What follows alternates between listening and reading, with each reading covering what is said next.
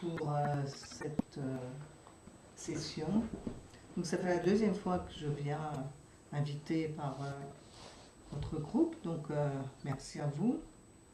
Et je voulais néanmoins préciser aussi d'où je viens et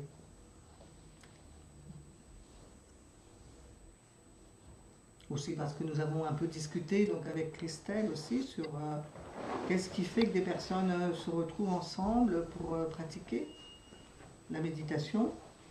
Quelle est la motivation en fait qui fait qu'on vient, qu'on se retrouve pour pratiquer.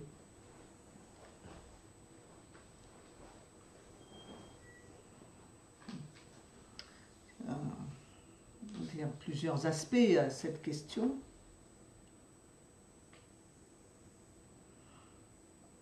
Alors j'y reviendrai plus ou moins, soit maintenant, soit tout à l'heure à la fin. En tout cas, mon parcours, puisque vous m'avez invité, donc c'est bien que vous sachiez à qui vous avez affaire. Invité donc à la suite de Marie-Ange, donc en relation avec le fait de la pratique du bouddhisme tibétain, ou quelque chose dans le genre. On peut dire ça? Oui, comme ça? Ouais. Quelle est la spécificité du bouddhisme tibétain? Qu'est-ce que moi j'enseigne? Oui, dans mon parcours. Donc il y a, on va dire, déjà un certain temps, les années 80, on commençait à pratiquer zazen. Donc j'ai commencé par le zen. Vous connaissez peut-être un petit peu le zen, au moins l'expression être zen, bon. Qui est beaucoup moins cool dans la pratique de zazen. C'est très... Donc j'ai pratiqué à la Gendronnière et puis quelques séchines ici et là, donc c'était le zen de Maître Deshimaru, il y a aussi plusieurs aspects dans le zen. Puis ensuite, je cherchais voilà, comment pratiquer pendant un été d'une façon intensive.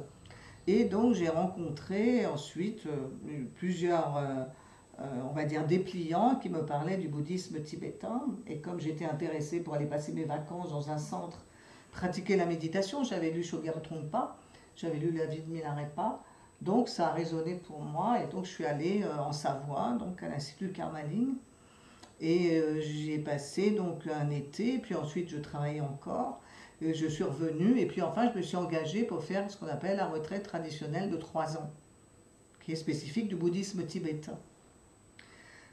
Alors évidemment on met une coloration, on dit tibétain, mais le bouddhisme, ça aussi c'est une invention occidentale. Le mot bouddhisme, ça n'existe pas dans le bouddhisme. Hein, ça s'appelle, même en tibétain on dit Nang Peche, ça veut dire tourner son regard à l'intérieur. Donc ça n'est ni une philosophie, ni un art de vivre, ni ci, ni ça, il n'y a rien. Donc nous, quand il n'y a rien, on met isme à la fin. Vous êtes bouddhiste? Ça, je ne sais pas en fait.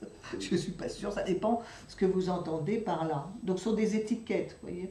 Puis alors après, il y a des couleurs. Alors en zen, on est noir, plutôt noir et blanc. Dans le bouddhisme tibétain, on est plutôt bordeaux, jaune, plein de couleurs.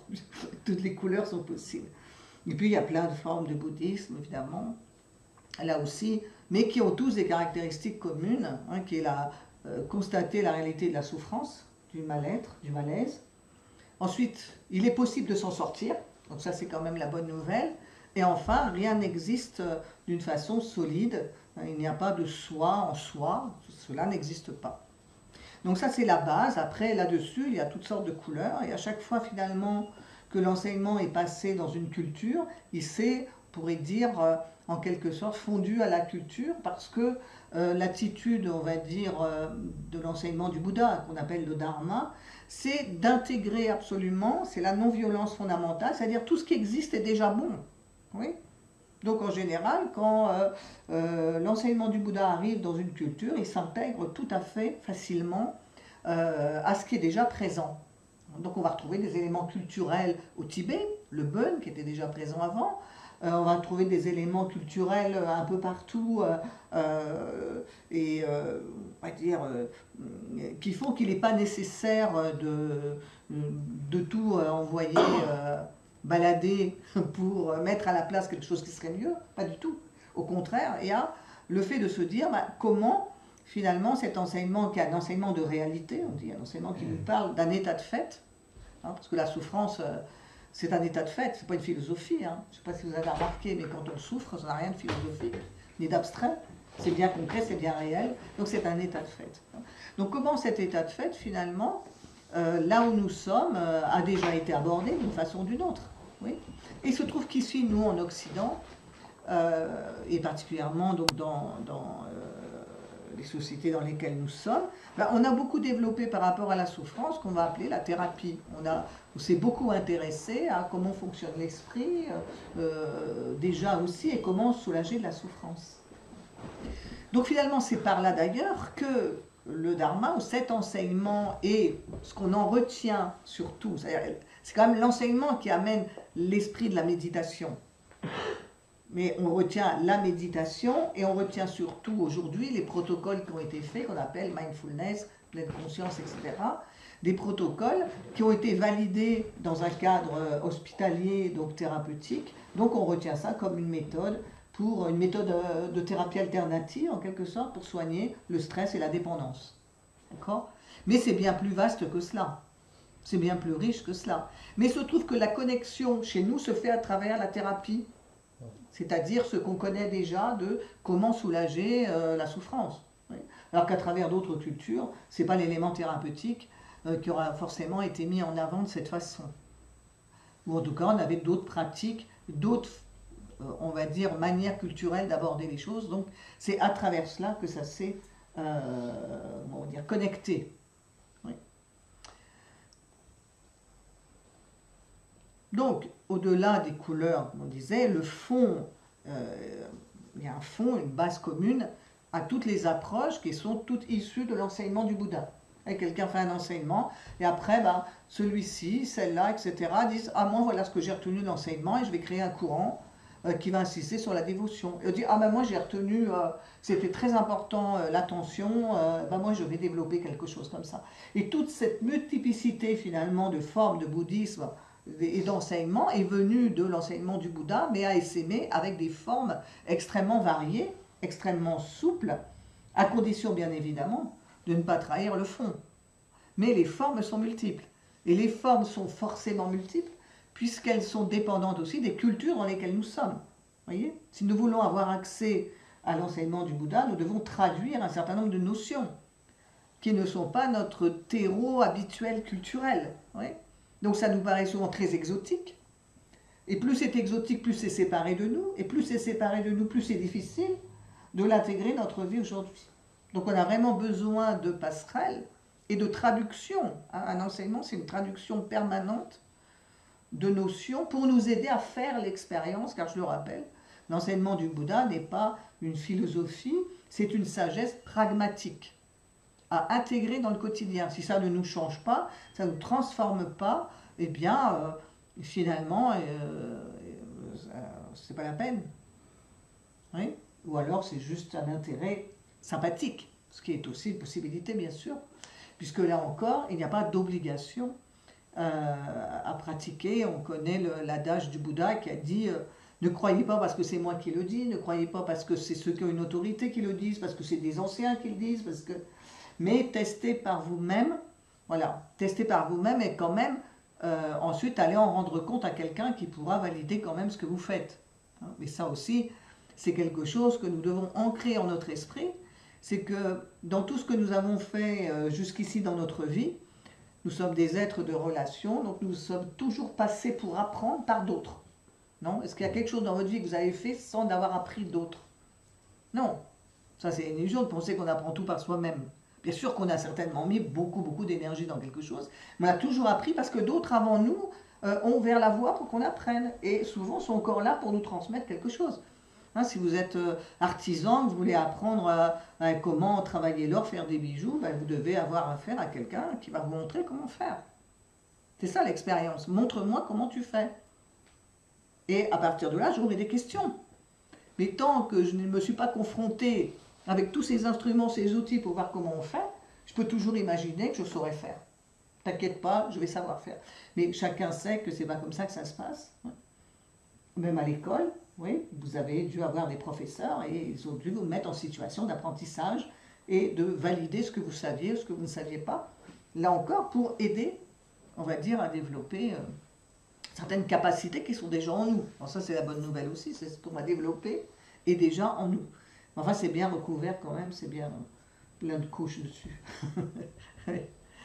Donc, à partir de cette compréhension, c'est très important d'avoir une compréhension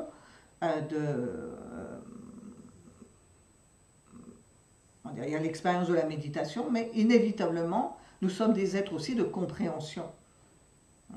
Si nous ne voulons pas utiliser notre compréhension, notre intelligence, il nous manquera toujours quelque chose. On ne parle pas d'une intelligence universitaire, on parle du fait qu'on a tous besoin de comprendre ce qu'on fait. Souvent on dit, mais je comprends pas ce que je fais. Donc on a besoin quand même de comprendre. On a besoin que quelqu'un nous explique, et ça s'appelle l'enseignement dans le cadre de la voie du Bouddha. Alors le Bouddha, vous connaissez peut-être le Bouddha historique, puis en plus maintenant il y en a partout dans les magasins. Sur tous les tons, des fois ils sont franchement moches, mais bon, enfin bon. Donc, bref, on est comme ça dans un certain bain. Donc il y a le Bouddha historique, on se le représente d'une certaine façon. Et le Bouddha lui-même a dit qu'il n'a fait que réouvrir une voie ancienne. Il y a eu d'autres Bouddhas avant lui, il y en aura d'autres après. Donc Bouddha, c'est pas un dieu qu'on va vénérer, qui aurait révélé une vérité. Ça n'a rien à voir avec ça. C'est un homme qui a fait l'expérience de la souffrance comme un état de fait. Puis il s'est dit, moi quand je vois tous ces êtres qui souffrent, mes proches surtout, je voudrais trouver une solution pour éviter qu'ils continuent à souffrir. Et ça a été le début de sa quête. Et ça, à vous de voir si c'est proche de vous. Mais en tout cas, il y a deux motivations souvent quand on arrive dans une voie ou même dans une thérapie, c'est j'en ai assez de souffrir. Enfin, je ne sais pas si c'est votre cas, mais non. Donc, la souffrance, en général, c'est ce qui nous fait un petit peu bouger. Dire, j'ai mal. Même là, si vous êtes mal assis, vous allez essayer d'être mieux.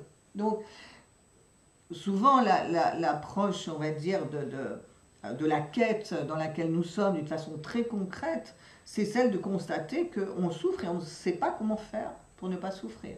Donc ça peut être la porte d'entrée qui nous amène vers une thérapie ou vers une quête spirituelle. Mais dans les deux cas, c'est la première noble réalité qu'a enseigné le Bouddha d'ailleurs, il y a la souffrance. Ouais. Et j'ai beau faire, j'ai beau me démener, j'ai beau conjurer le sort, j'ai beau essayer de faire des tas de trucs bizarres, de contrôler le monde, je ne sais pas. Des fois on commence aussi comme ça en ayant des grandes visions, des grandes visées de tout contrôler pour qu'il ne nous arrive plus rien. Et en fait, on va se rendre compte, de toute façon, quoi qu'on fasse, dans quel sens on se contorsionne ou pas, de toute façon, on ne peut pas contrôler cela. Par contre, qu'est-ce qu'on peut changer? C'est notre esprit. Oui. Donc ça, c'est déjà le constat que j'ai essayé tout. J'ai tout essayé. Et maintenant, j'en suis là. Que faire? Et c'est là où on commence souvent, sérieusement, à regarder. Parce que quand on est là, qu'on ne veut plus rien faire, on s'assoit, on se pose, on s'arrête et on commence à regarder en nous-mêmes. S'il n'y a pas quelque chose qui cloche aussi, quand même. Bon. Oui. Et c'est là qu'on commence à entendre un enseignement qui va forcément aussi, c'est-à-dire que dans cette aventure, dans cette quête, des choses vont nous être présentées qui vont peut-être choquer notre vision habituelle, qui vont peut-être heurter notre mental, nos croyances, nos conceptions. Un enseignement peut nous déranger, puisqu'il dit si tu souffres ainsi, c'est que tu te trompes sur ta façon de voir les choses. Tu te trompes. Et tout le monde se trompe. Mais comme tout le monde se trompe, tout le monde croit qu'on ne se trompe pas. Comprenez l'histoire. Sauf que là, on peut bien le dire entre nous. Donc c'est que on se rend compte qu'on se trompe. Il y a des choses qui ne sont pas telles qu'on imagine qu'elles sont. Et alors, qu'est-ce que ça veut dire? Donc on va commencer à regarder ça. Donc la méditation, elle nous dit aussi que tu souffres effectivement, non pas parce que des choses arrivent, parce qu'elles vont toujours arriver les choses, tu ne pourras pas les contrôler, mais quelle est ta relation à ce qui arrive? Là, alors là, oui, tu peux agir. Oui. Donc regarde ton esprit pour voir comment tu entres en relation avec ce qui arrive. Et de là, tu pourras peut-être connaître une paix, une joie, oui, même inconditionnel, au-delà de toute condition. Ah, c'est ce qu'il est proposé d'expérimenter. Hein. Moi, je ne dis pas que c'est vrai, je dis que chacun doit l'expérimenter. Ouais. Donc la motivation première, je dirais, quelque chose qui est souvent dans la vie des personnes, mais on n'est pas obligé pour ça, mais je trouve que c'est souvent ce qui se passe, bah, c'est quand on est vraiment acculé, on va dire, dans une impasse au fond du trou, qu'on commence à regarder ce qui se passe en nous. Ouais, et que là, on est vraiment sans doute très très motivé, parce que quand quelque chose nous sort vraiment du trou, nous aide vraiment, alors on ne peut pas faire autrement que de l'offrir à d'autres ensuite. Ouais. Ça s'appelle la transmission. La transmission, elle se fait comme ça, toujours. Ça a été vrai pour moi, alors je souhaite que d'autres soient aidés par cela même qui m'a vraiment aidé dans le fond. Et ça se fait très naturellement. Mais pour ça, il faut déjà expérimenter nous-mêmes. Donc la méditation, qu'est-ce que c'est que la méditation? Alors, même si vous avez déjà entendu, et justement après, quand on entend un mot, on croit que tout le monde met les mêmes choses derrière. On s'aperçoit que non, on ne met pas toujours les mêmes choses derrière. Donc soyons précis, soyons au clair avec cela. Bon, d'abord, comme souvent, je rappelle, qu'est-ce que la méditation n'est pas? Ben, la méditation, ça n'est pas chasser ses pensées, ça n'est pas faire le vide, ça n'est pas... Parce qu'on ne peut pas s'empêcher de penser. Oui. Donc de toute façon, vous voulez faire le vide, c'est perdu d'avance. Ça n'est pas gérer ses émotions, parce que c'est deux mots qui ne vont pas très bien ensemble. On ne gère pas d'émotions, parce que les émotions, on ne peut pas non plus les contrôler. Elles sont là, elles vous traversent. À vous dire non, non, non. Ou alors vous mettez sous le tapis, sous le coussin, enfin sous ce que vous voulez, mais après il faudra bien nettoyer quand même. Vous les allez retrouver, les émotions que vous aurez mis à l'écart.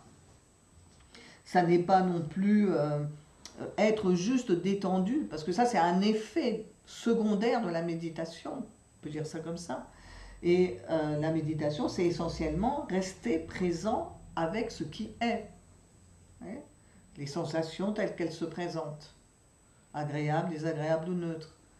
Les pensées qui apparaissent, reconnaître qu'elles ne font qu'apparaître, ne sont que transitoires, ne pas les saisir, ne pas s'y accrocher. Les émotions qui m'effleurent, oui. Regarder simplement comment ces émotions se manifestent. C'est ça méditer. Rester présent avec tout ce qui arrive. Et non pas chercher un état de paix factice, artificiel, qui ferait que je ne veux plus jamais ressentir ça. Je ne veux pas que ça existe. Donc si je fais ça, c'est perdu d'avance, sachez-le. Mais comme l'esprit est puissant dans sa fabrication, il peut s'hypnotiser un certain temps. Hein? Je m'auto-hypnose en me disant non, tu es calme, tu es zen, tu es cool. Tout va bien. Tu le sais, tout va bien. C'est-à-dire aujourd'hui tu crées ta vie. Tu écris le scénario, bon, comme bien. Si vous écrivez le scénario, évidemment, on voit bien, oui, bon, c'est gentil, mais à mon avis, ça ne va pas être ça que la vie va te servir comme plat. Donc il faut quand même le savoir. Et on a cette petite tendance, donc là aussi il faut avoir beaucoup d'humour, parce que quand on voit comment, bah oui, on est des êtres fragiles, vulnérables, et on fait ce qu'on peut pour s'en sortir. Alors on se dit, bah, on aimerait bien quand même que ça se passe mieux. Alors ça peut se passer mieux, mais pas tel qu'on l'imagine encore, qu'on l'illusionne encore. Je vais encore me raconter des choses, des histoires, etc. Et puis finalement, là encore, petit à petit, on lâche tout ça. On lâche tout ça. C'est comme des béquilles en fait. C'est-à-dire, mais c'est pas de notre faute au sens, personne n'est coupable là-dedans. C'est juste qu'on baigne, tout le monde baigne là-dedans. Et on nous a aussi raconté des histoires comme ça. On a des croyances donc. Alors ça, c'est aussi un aspect important. On a des croyances, on a des conditionnements, et on a des mémoires, et on a des blessures, les pas que. On porte aussi les blessures de ceux qui nous ont précédés. Alors c'est là où on va arriver à élargir, on va dire, son champ de vision, pour voir que non seulement on ne s'est pas fait tout seul, mais qu'en plus, on est tous reliés les uns avec les autres. Et donc, on a tous, en fait, vous voyez, un impact les uns sur les autres. Ça, c'est quelque chose de très important à comprendre parce que ça nous rend très responsables aussi. C'est-à-dire que vous comprenez aussi que quand vous pratiquez là, vous-même, à l'intérieur de vous-même, vous portez tous les liens avec lesquels vous êtes, en quelque sorte, qui vous ont fait et avec lesquels vous êtes en relation. Liens et relations. Donc si vous pratiquez là, vous pratiquez aussi pour tous ceux qui sont en lien avec vous. Et vous pouvez aussi tourner votre esprit vers tout cela. Et ce que l'on fait en général, ça s'appelle la pratique de la compassion, qui est très naturelle à partir du moment où on s'aperçoit qu'on n'est pas séparés les uns des autres. Or, nous vivons tout le temps dans l'illusion d'être séparés. Non? Hein, moi je suis là, vous êtes là-bas. Bon, on est quand même séparés, il y a une distance, d'accord? Si je me focalise sur la forme que je suis, face à d'autres formes, les formes sont bien définies, ils ont une couleur, une limitation, une texture, elles sont là, etc. Je peux mesurer la distance, bon. Si je les touche, elles sont bien solides. Il faut que je tende le bras parce qu'elles ne sont pas tout près. Mais si je regarde l'espace qui nous environne là, si je vois les choses à partir de l'espace dans lequel nous sommes tous, nous ne sommes pas séparés du point de vue de cet espace. Ça, c'est une expérience très directe, très immédiate, mais qu'on oublie souvent parce que on vit très fasciné par les formes et moi et l'autre, la séparation. Et la séparation, elle amène, comment dire, toutes les attitudes qui deviennent des habitudes, parce qu'en fait on est fait essentiellement d'habitudes, ouais, qui vont faire que je vais essayer de me protéger des autres, que je vais vivre comme ennemi ou comme ami, ou dont je ne veux pas me soucier. Ça s'appelle en général les 3 réactions primaires qu'on a quand on est dans la dualité. Ce que j'aime par ici, ce que j'aime pas chez le voisin, et le reste, ça m'est égal. Je ne veux pas en entendre parler. Oui, ça s'appelle la différence. Donc une fois qu'on s'assoit sur le coussin pour rester présent avec ceux qui nous traversent, on va s'apercevoir qu'il y a de la souffrance en nous, et que d'autres ont souffert, que peut-être même on porte des souffrances d'autres personnes. Parce qu'on répète toujours les mêmes scénarios, parce qu'on n'arrive pas à se dépêtrer de certaines situations, ou parce que bizarrement, quand on regarde finalement, alors qu'on croit être parfaitement libre de sa vie, on ne fait que répéter des choses que d'autres ont déjà fait avant nous. Alors c'est parfois tellement évident, on n'avait pas vu, hein. Tous les êtres humains vivent ça, non, et puis quand ah oui d'accord, ah oui quand même, quand même, donc ouais, on est tous comme ça.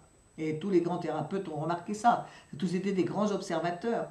Hein, dans les constellations, par exemple, c'est Bert Hellinger, ou tous ceux qui ont travaillé sur la psychogénéalogie se sont rendus compte qu'en interrogeant les personnes sur l'âge, les situations, etc., ils ont pu voir des dates anniversaires ou des correspondances au même moment de même situation de vie, etc., c'est-à-dire des analogies tellement fortes qu'il n'y a que celui qui les vit pour ne pas les voir.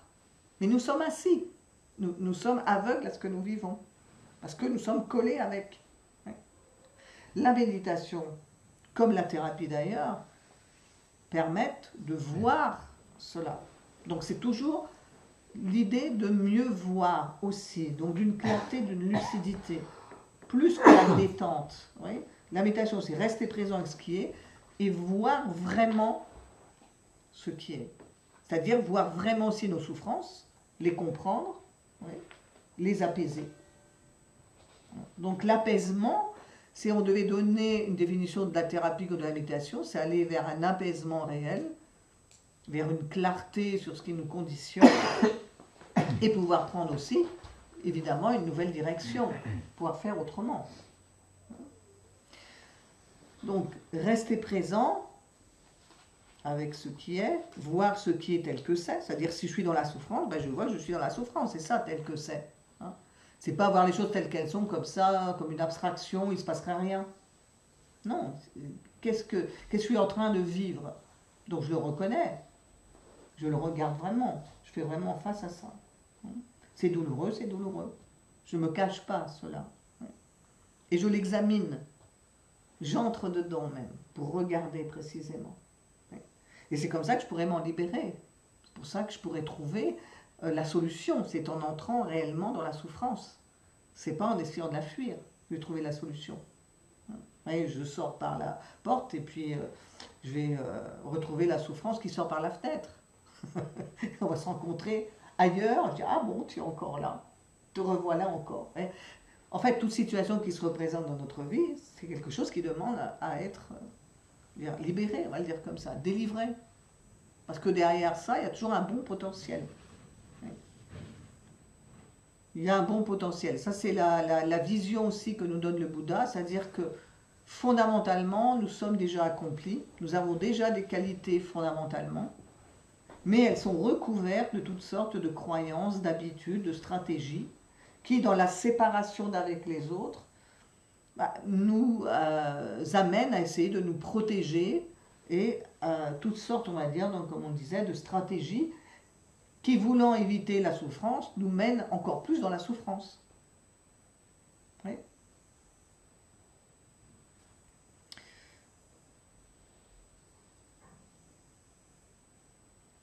À une époque, on se demandait, enfin il y a déjà quand même une trentaine d'années de ça, quand on commençait à pratiquer la méditation, les temps ont beaucoup changé, hein. Maintenant on parle, c'est devenu, mais vous savez au début, c'était pas si, c'est pas si facile de parler de tout ça, paraissait très exotique. Donc il y avait aussi deux clans bien séparés, donc la méditation d'un côté et puis la thérapie de l'autre. Surtout qu'on connaissait surtout bien la psychothérapie en général. Donc les personnes se demandaient souvent, est-ce que je dois faire une psychothérapie avant de méditer, hein? Ou est-ce que... Voilà, c'est souvent le genre de questions qui venaient. Ou alors il y avait les pratiquants qui pensaient, si on médite, on n'a pas besoin du tout de faire un travail sur soi. Et ce sont des fausses questions en fait, ces questions qui aujourd'hui finalement peuvent être abordées différemment. C'est-à-dire que la thérapie la plus profonde, d'ailleurs le Bouddha est un thérapeute, c'est cette relation que nous pouvons avoir à ce que nous sommes qui nous permettra de lever, on va dire, toutes les conceptions fausses que nous avons sur la vision de la réalité. Ça, c'est la libération fondamentale. Et puis, il n'empêche que nous avons tous une histoire.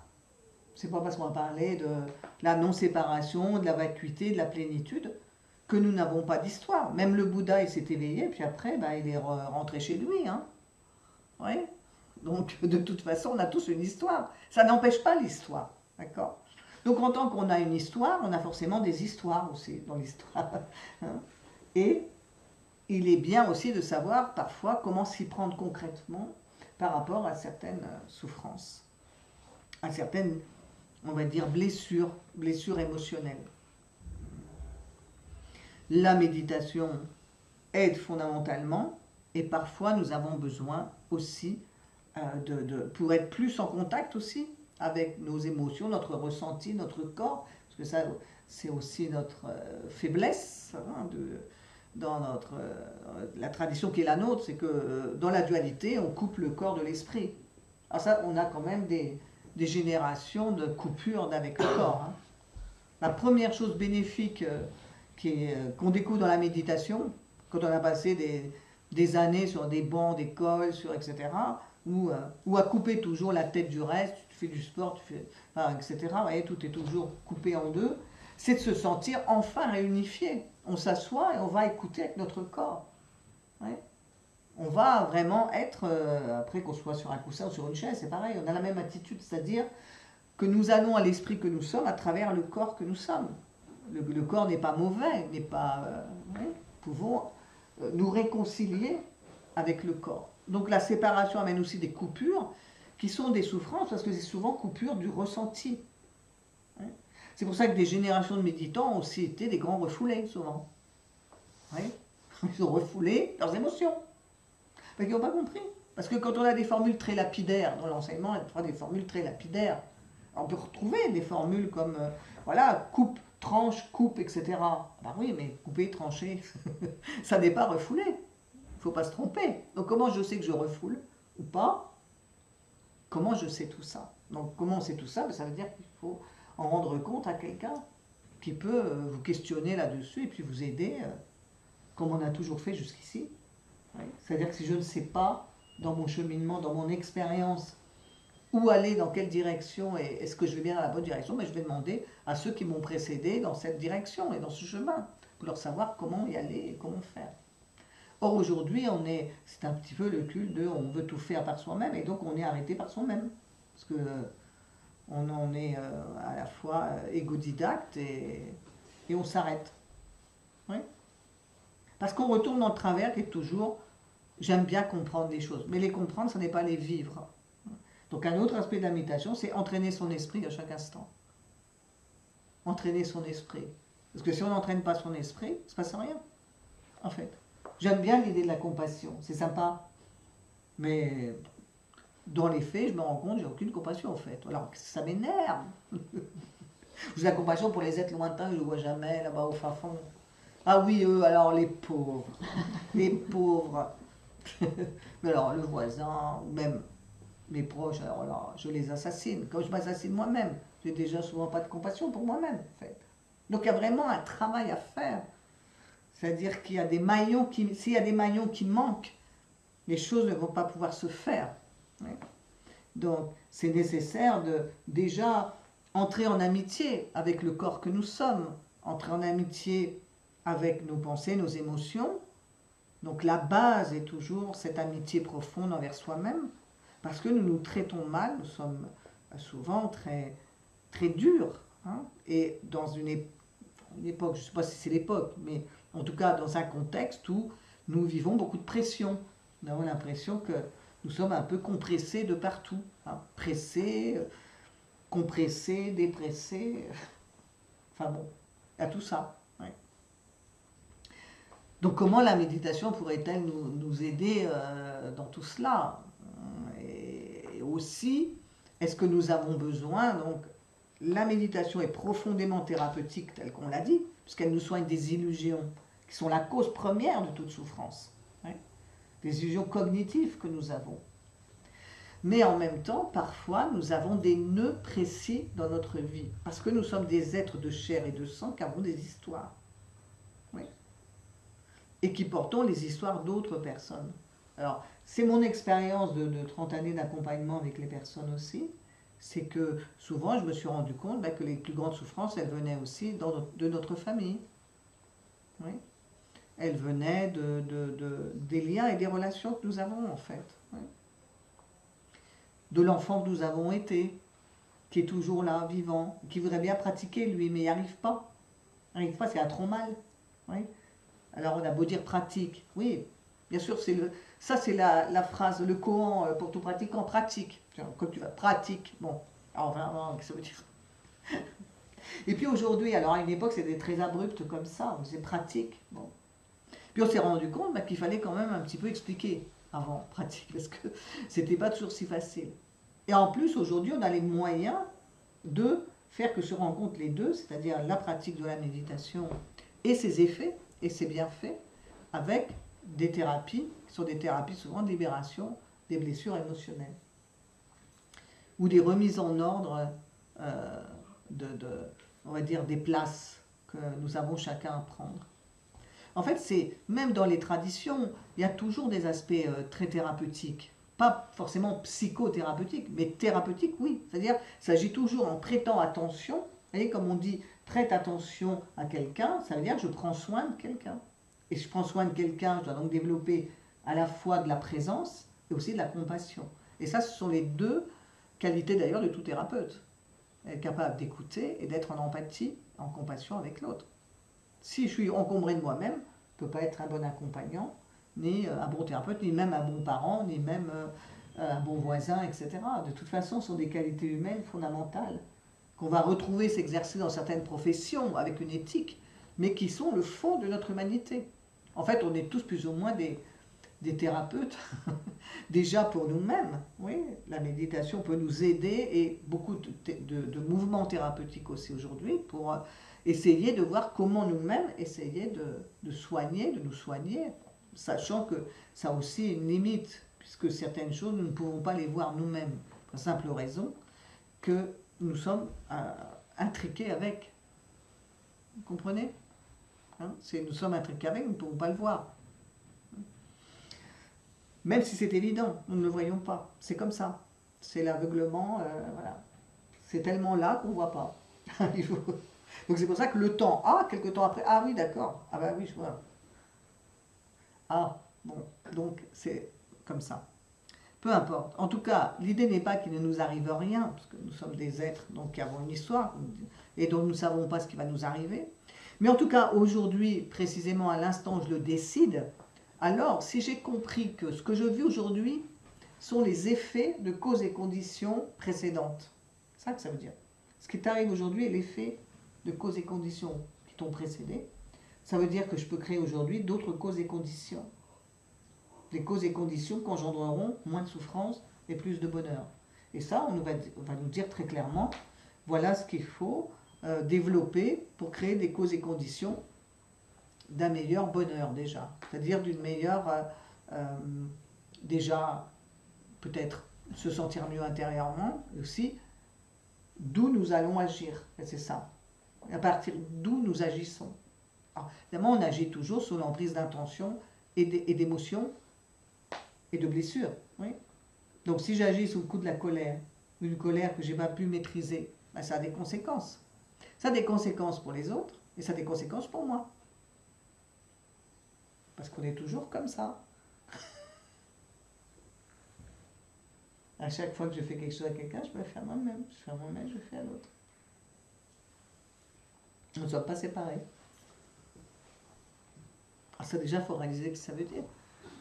Ça veut dire que si je refuse d'aider quelqu'un, par exemple, eh bien, la graine que je sème en moi, c'est une graine qui peut s'appeler, par exemple, je ne sais pas, si refuser d'aider quelqu'un, ça peut être l'indifférence ou ce que vous voulez, vous le nommez comme vous voulez. Ça veut dire que j'ai cultivé, non seulement je n'ai pas aidé quelqu'un, donc j'ai créé quelque chose de désagréable pour l'autre, puisque je n'ai pas répondu, peut-être s'il m'a demandé de l'aider, je ne l'ai pas aidé, mais en plus j'ai cultivé en moi une graine d'indifférence.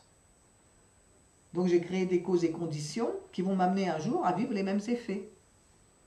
Donc je ne saurais plus pourquoi je vis ça, évidemment. Oui, vous comprenez? Ça c'est la notion, on pourrait appeler ça le karma. Mais ça se comprend à travers les enseignements fondamentaux aussi du Bouddha, qui quand je me rends compte que ce que je fais nuit aussi aux autres et en même temps moi-même, alors ça me donne une responsabilité, pas une culpabilité, mais une responsabilité pour entraîner mon esprit. C'est une motivation pour entraîner son esprit. En fait, après, on a des clés, on a toutes les clés. Les enseignements nous donnent des clés. Maintenant, il dit, bah, essaye la clé. Vois si ça ouvre vraiment le trésor que tu es. Est-ce que ça ouvre ton cœur? Non? Bon, bah, il faut continuer alors à polisser bien la clé. C'est qu'elle est peut-être encore un peu... elle n'est pas encore bien adaptée. Entraîne ton esprit. Hein? Polis la clé de ton esprit, de ton cœur pour pouvoir l'ouvrir dans les circonstances. Est-ce que vous sentez un peu ça? Oui? Donc pratiquer, c'est vraiment la méditation.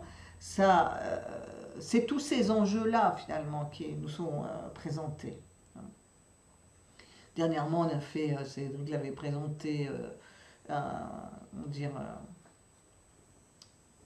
ne sais pas comment on peut appeler ça, un PowerPoint, c'est quoi que tu avais fait? Voilà. Présentation sur les bienfaits de la méditation. Aujourd'hui, vous savez, on a beaucoup mis d'électrodes sur Mathieu Ricard qui se prête volontiers à ça. D'ailleurs, beaucoup de bouddhistes s'y prêtent parce que il y a une curiosité assez naturelle, j'ai une grande flexibilité, donc il n'y a aucun problème. La science, elle veut tester, pourquoi pas. Ouais. Donc ce sont souvent les bouddhistes qui se prêtent le plus donc, à faire des expériences pour voir un peu les effets de la méditation sur le cerveau, et donc les effets de la méditation aussi sur énormément on pourrait dire même comment on pourrait dire ça, de rajeunissement, d'accroissement de qualité, etc., qu'on va pouvoir mesurer concrètement dans les neurosciences. Les pratiquants n'ont pas toujours besoin forcément de savoir ça, mais il se trouve qu'aujourd'hui, c'est l'intérêt aussi, avec la thérapie, c'est les preuves, finalement, à travers les neurosciences, l'intérêt qu'on porte. Et là, on voit bien que dans la méditation, par exemple, le fait de revenir à la respiration, d'appliquer une instruction précise, eh bien, stimule l'esprit. C'est-à-dire que méditer, ça n'est pas du tout s'endormir ou être comme ça, ou se dire, bon, je suis calme, je suis zen. Non, non, au contraire, ça stimule énormément de choses en nous. Donc, bon, tout ça est assez complexe, mais en même temps, si vous voulez, l'intérêt, c'est de nous montrer que non seulement méditer, ça n'est pas rester passif et coucouner un petit peu dans sa bulle, mais que ça a un impact réel sur nos traumatismes, notre santé psychique, physique, etc. Là encore, en disant ça, ça ne signifie pas que ça va vous sauver de tout, hein, parce que votre destin reste votre destin. Il vous arrivera ce qui vous devra vous arriver. Hein. Il est arrivé que des enseignants et des AVC, des choses comme ça, ou des cancers. Je veux dire, ça n'enlève rien à ce que vous deviendrez. On ne sait pas, personne ne sait. Mais ce qui est sûr, c'est que la relation, on va dire, que vous pouvez avoir à ce qui arrive, à ce qui vient, ou à ce que vous êtes, ça va changer vraiment. Ça va vraiment changer.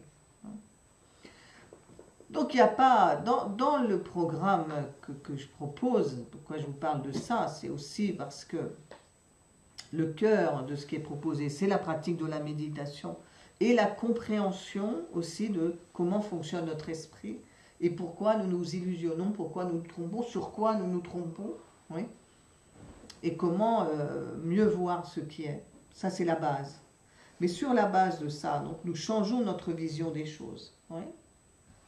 C'est-à-dire que l'enseignement remet en question notre vision habituelle. Ah, c'est toujours quelque chose qui est, est-ce que j'accepte que soit remis en question ma vision habituelle? C'est là où on devient des vrais pratiquants. Avant, ça arrive d'intervenir parfois, puis alors, les personnes, il y a des tas de choses qu'elles ont lues, des tas de machins, et en fait, elles n'écoutent pas ce qui est dit. Parce que quand on enseigne quelque chose, ce qui est intéressant de se demander, c'est que veut me dire la personne? Qu'est-ce qu'elle veut me montrer? Un enseignement, ça montre quelque chose. Ça n'impose pas un savoir. Ça, on s'en fout. Ouais. Ça montre quelque chose. Donc quand on écoute, il y a toujours des... Comment on écoute? On écoute en essayant de voir qu'est-ce que ça me montre? En quoi ça résonne en moi? Ouais. Donc...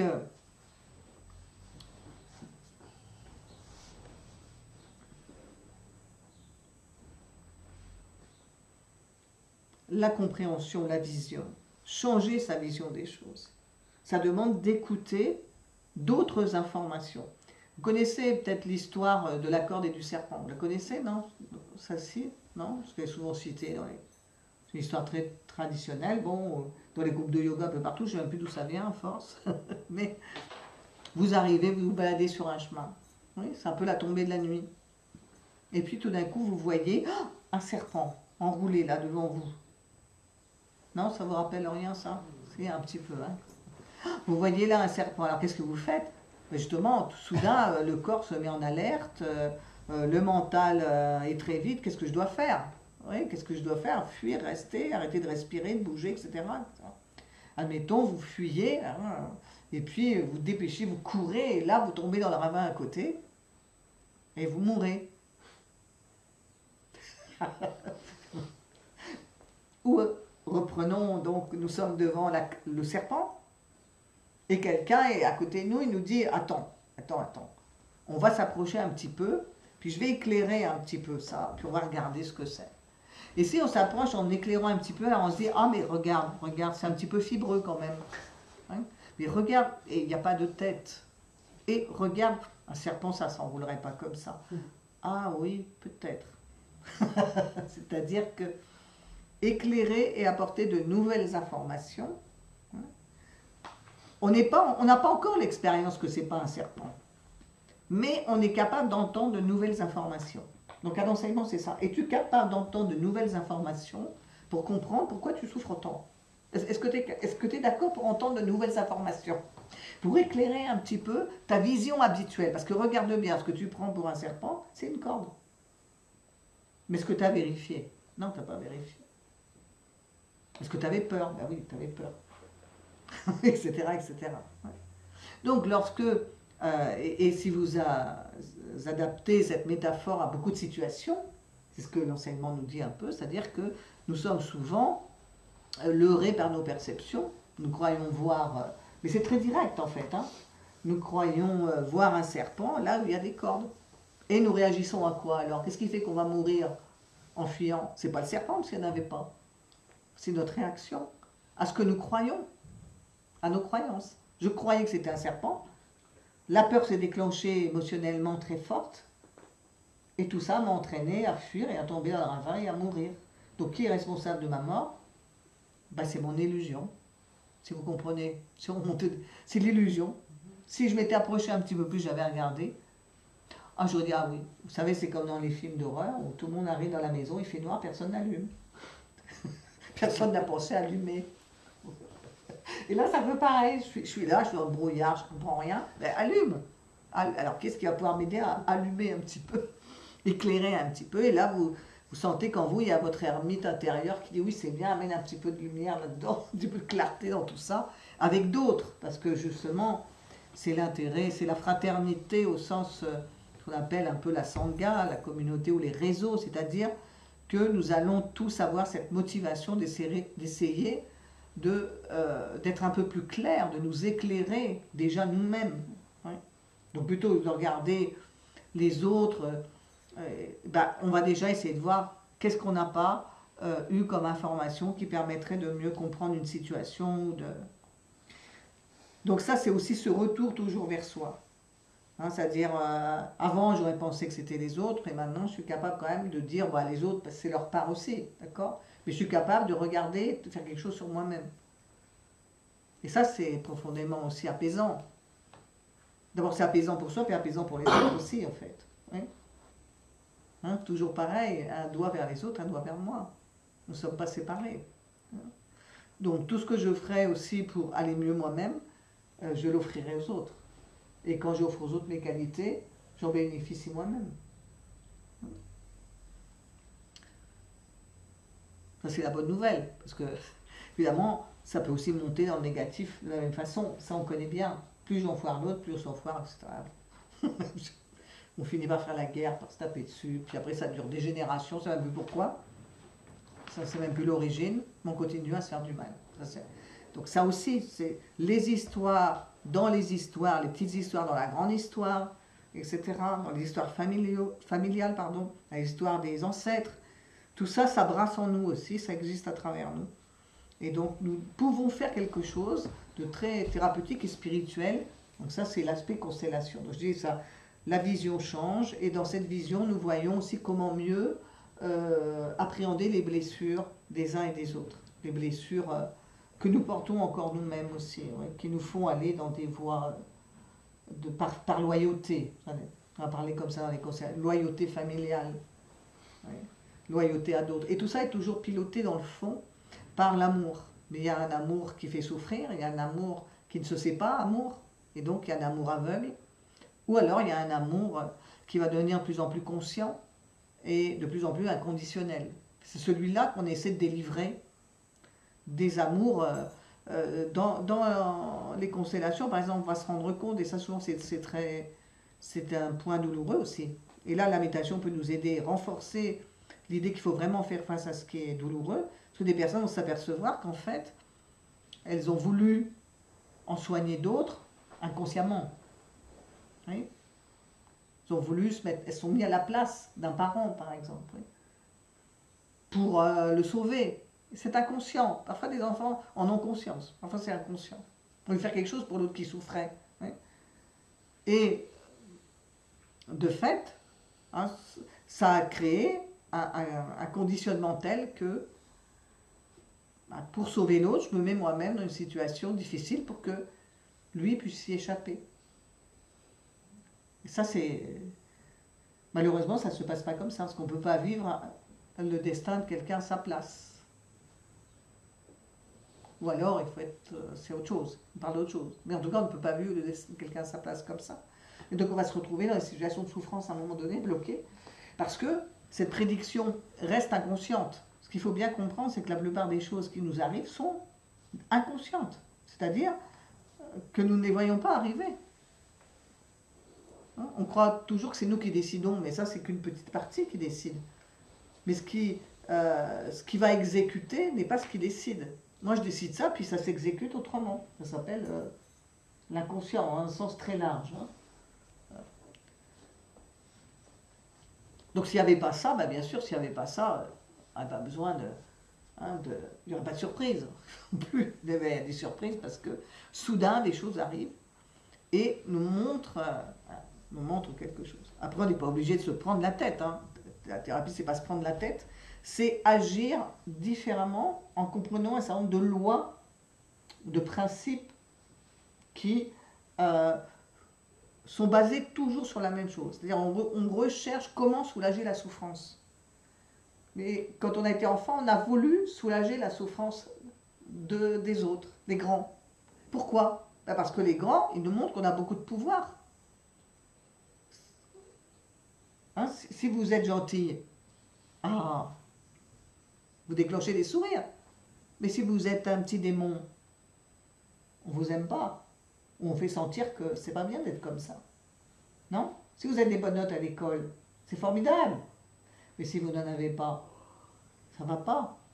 Bon, moi je caricature un peu, mais peut-être vous pouvez retrouver des situations comme ça, où vous avez senti un petit peu quand même, et c'est pourquoi on le dit, et ça reste quelque chose d'assez juste, que quand on est un enfant, donc on n'a pas le discernement nécessaire. C'est pour ça que s'engramment en nous ces choses. On n'a pas le discernement pour dire, bah ça c'est t'es grand, c'est ton problème, moi je peux rien pour toi.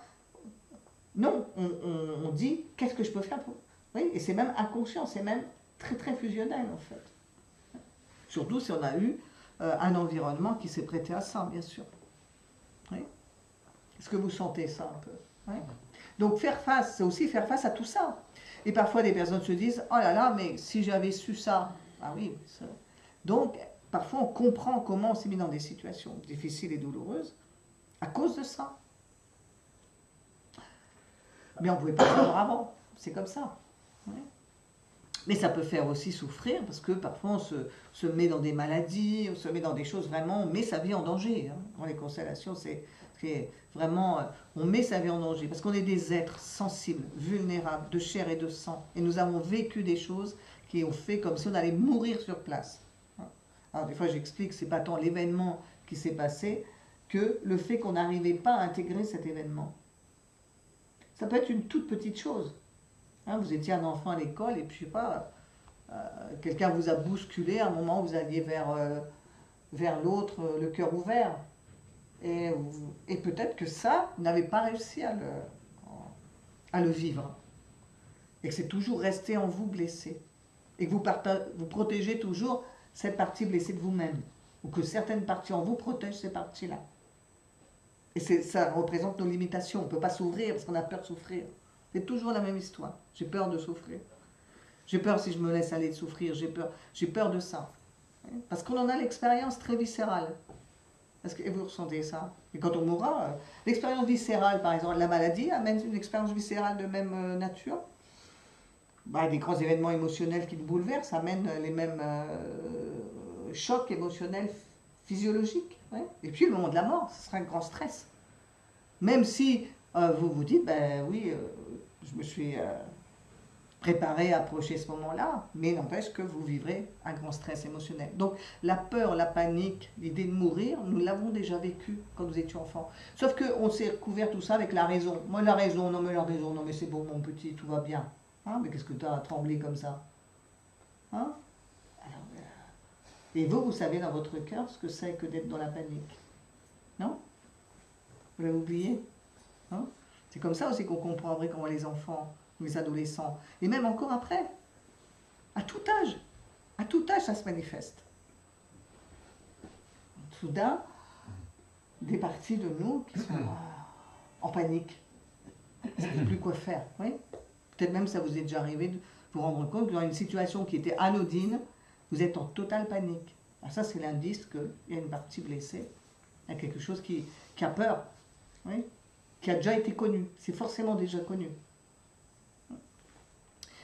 Donc approchez tout ça avec clarté, compassion, sans jugement, bien sûr, mais en essayant de voir ce qu'on peut faire. Qu'est-ce que je peux faire aujourd'hui?